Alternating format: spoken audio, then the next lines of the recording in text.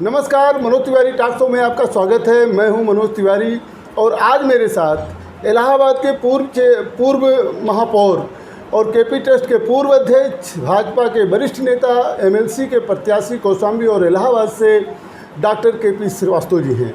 Doctor KP Srivastava से आज हम अपने टॉक शो में ढेर सारी बात करेंगे। डॉक्टर साहब, हमारे टॉक शो में आपका बहुत बहुत स्वागत है। धन्यवाद। आप एमएलसी के प्रत्याशी हैं भारतीय जनता पार्टी से। सबसे पहले आपको बधाई हो।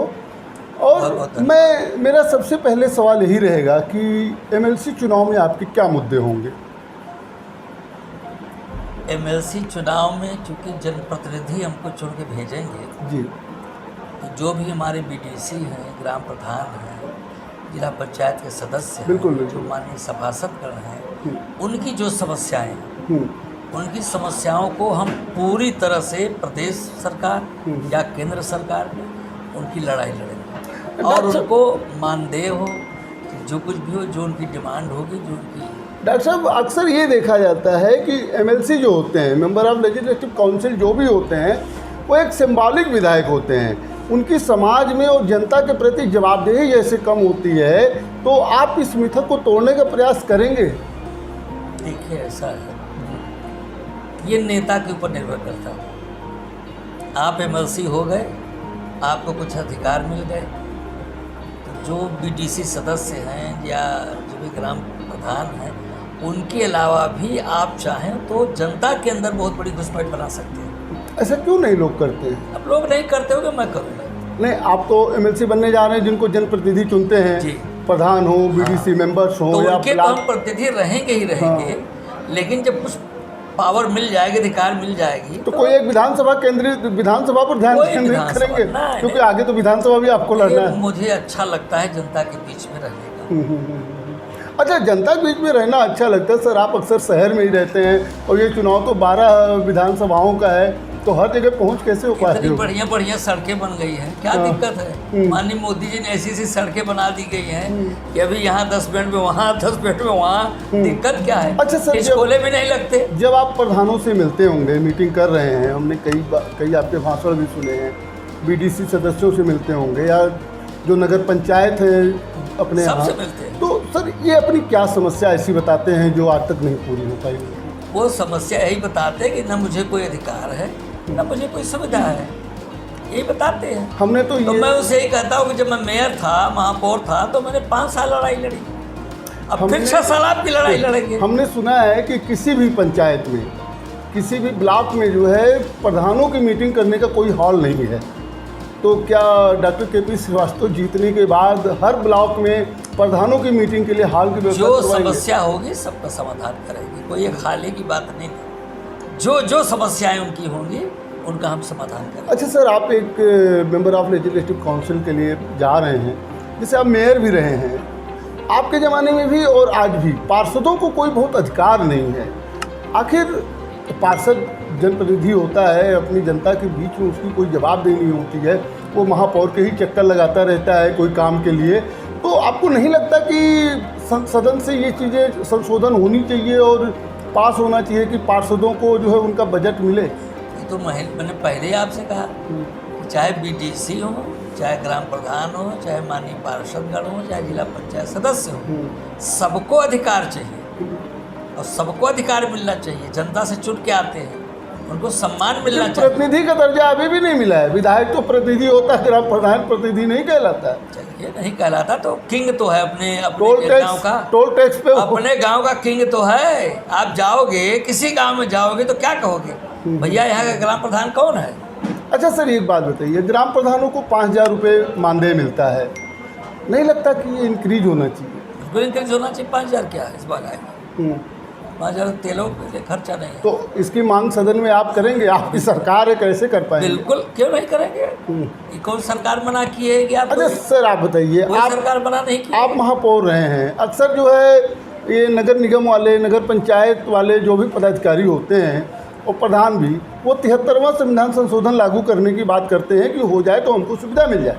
तो हम ये जानना चाहते हैं कि डॉक्टर केपी श्रीवास्तव सदन में हैं, तो क्या सरकार से मांग करेंगे कि 73वां संविधान संशोधन लागू करी जाए? करेंगे, बिल्कुल करेंगे।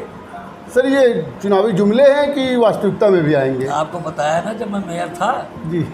तो मैं लखनऊ से लेकर दिल्ली तक, हाई कोर्ट से लेकर सुप्रीम कोर्ट तक इसकी लड़ाई लड़ा। मैं राष्ट्रीय उपाध्यक्ष था पूरा ऑल इंडिया महापौर परिषद का।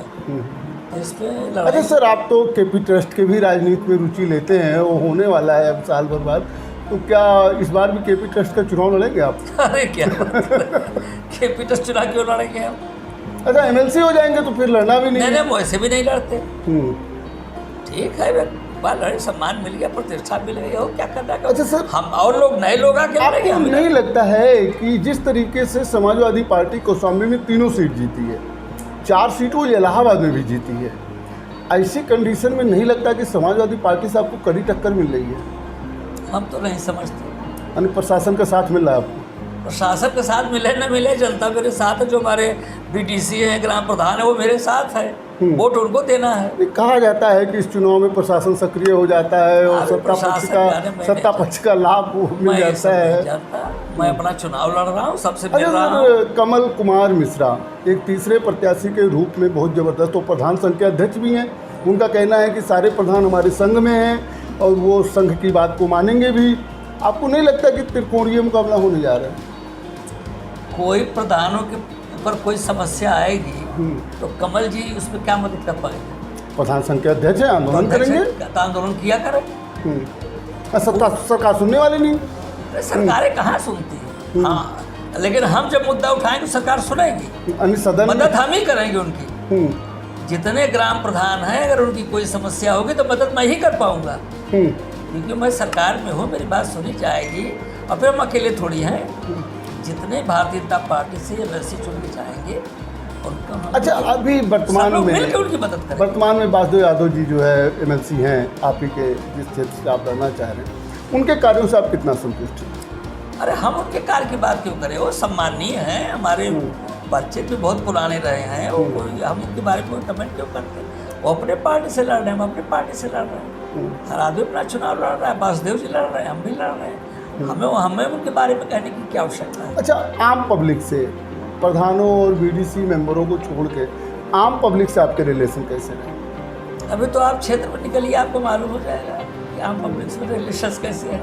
हम तो समझते हैं कि शायद ही कोई ऐसा एक चीज नहीं, जमुना पार गंगा पार कौशाम्बी में नेता हो जो मुझको न जानता हो। नहीं, जानने को तो सब जानते हैं, अच्छे तरीके से न जानता हो। सर, केवल प्रयागराज में नहीं, और भी जिलों में लोग आपको बहुत अच्छी तरीके से जानते हैं।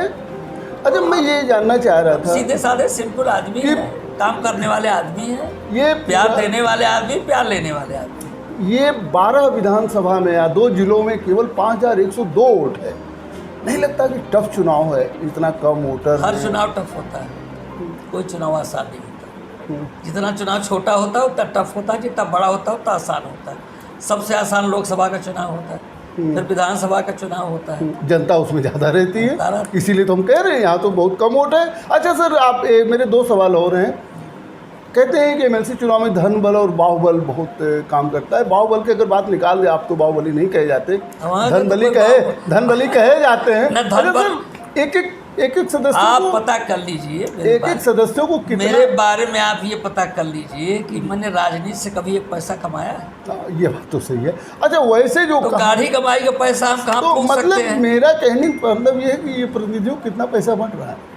पता नहीं, अभी तो हमें एक भी आदमी किसी को एक पैसा नहीं दिया। अच्छा चलिए सर, आप कौशाम्बी और प्रयागराज के सदस्यों को, जो बीडीसी सदस्य, प्रधान, सभासद और नगर चेयरमैन, विधायक, सांसद को क्या संदेश देना चाहेंगे? मैं यही संदेश देना चाहता हूँ कि खुले मन से हमारी मदद करें।